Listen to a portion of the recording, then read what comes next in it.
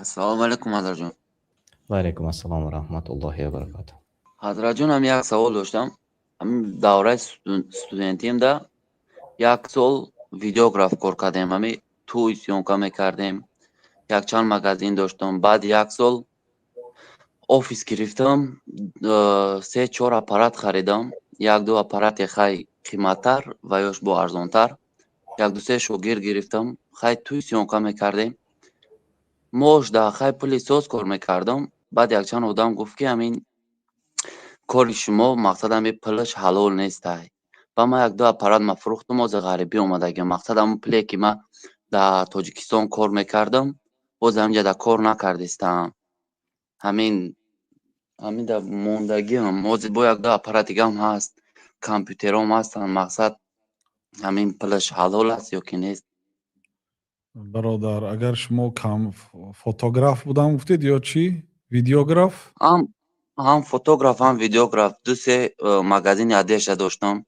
رولیکاشون سیونکا میکردم. بعد توی سیونکا میکردیم. نیکو تویایی مثلا تویایی عرق میفروشد میدهد هم خیلی تویا که وقتی عرق خوردن چش راستی من سیونکا نمیکردم ده که بدم توی رستوران بود، توی در خونه سیونکا میکردیم. اوشی نهار بود. خلاصه برادر اگر یعنی بعضی گناه هایی هست که فقط توبه کردن که هم صاف نمیشید. مثلا شما یک نوار کردید، مردم به گمراهی دعوت کردید، شما نه عموما یگان کس.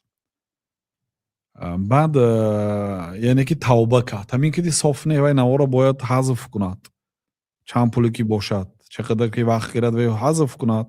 غیر از این باید نوار کره حقیقت بیان کند. یک این چونین اون مثال گناه های شما به نوار گرفتگی و نوارا موند خانه های آدم مونده و ممکن در اینترنت نشر شد و گناه ها شما همراه هستید. مثلا کسی که منتجنی که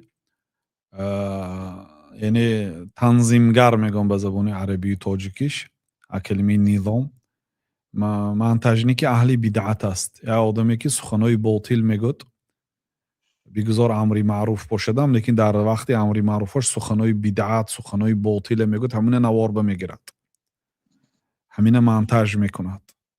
میدوند که همین آدم گپی ناحق گسوده است لیکن همه با پولم داستده است. من وظیفه من منتج نیکی یا وظیفه من به نوار گرفتن گود گناهکار میشد.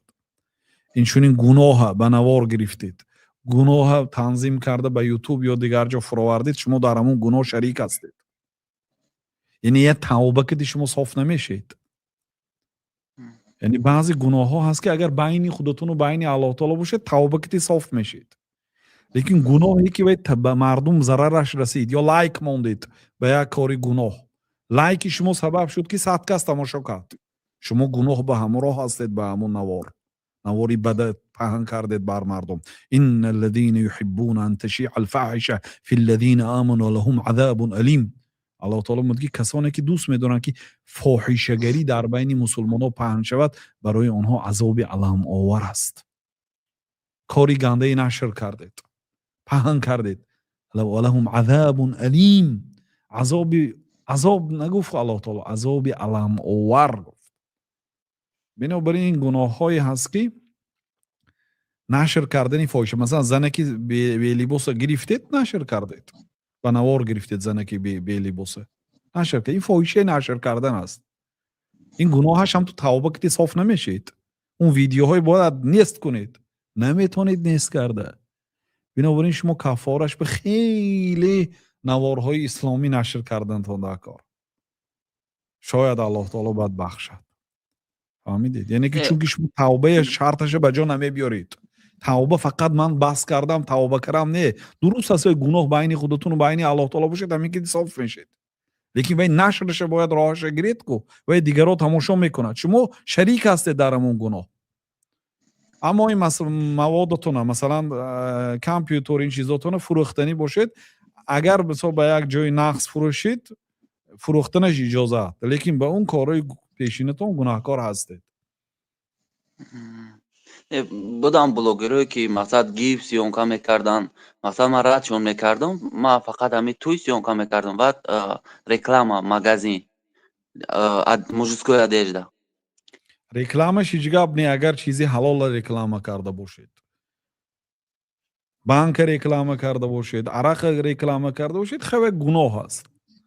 лекин масалан Не, либоси фақат дуруст агар чизи ҳалола реклама карда бошед, вай гуноҳ не. фақат автосалони мошин сёнка мекардам. Chevrolet буду. Мужскую одежда туй сёнка мекардам. Не ки рестораном ҳам бисёр буданд. Як 2-3 сол қариб кор кардам. Баъд дар ҳамин як 2-3 никоҳ ҳамун домлаҳоро пурсидам. Вақти никоҳ гуфтанд ки мақсад ҳамин корот вақте ки дарони ресторанда сёнка мекунӣ, хай буданд ҳамҷо ҳар хел либос пӯшидагӣ. ҳар вақте ки гуфтанд мақсад авай туя тамошо мекунанд, шуморам дар гуноҳи ҳамин шарикем. Баъди авай мақсад ман намедонистам то ҳамин қадр. Баъди авай ба фурӯхтуму ҳозир ҳастанд 2-3 аппаратам ҳаст. мақсад ҳамин 50% 50-50 буда ҳазратҷон. бароям гуфтам ку як бор аниқ кунам, агар ки чӣ боша ва ёшам фурӯшем ё ки. خب منم کمی ایلاوه کردنی هستم به مثل شما برادر عزیز. ما چندین نفران را میشناسیم که در توی ها خدمت میکردند و یعنی توی هایی که در آن فحشا هم بود و بعضی چیزهای دیگر هم هست که گناهش را داملا گفته گذاشتند.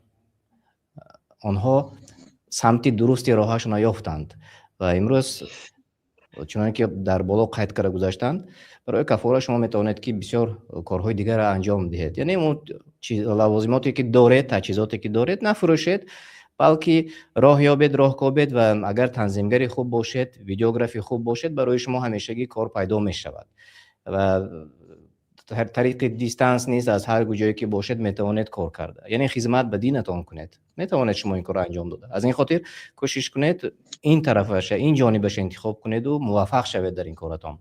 چون در او کاری دنیا که شما موفق بودید، انشالله در کاری دینی هم الله تعالی شما را از کامیابان میگرداند. ҳазор раҳмат домло ҷон, ака Акмал ҷон, ҳазор раҳмат. الله نگهبانتان باشد. خب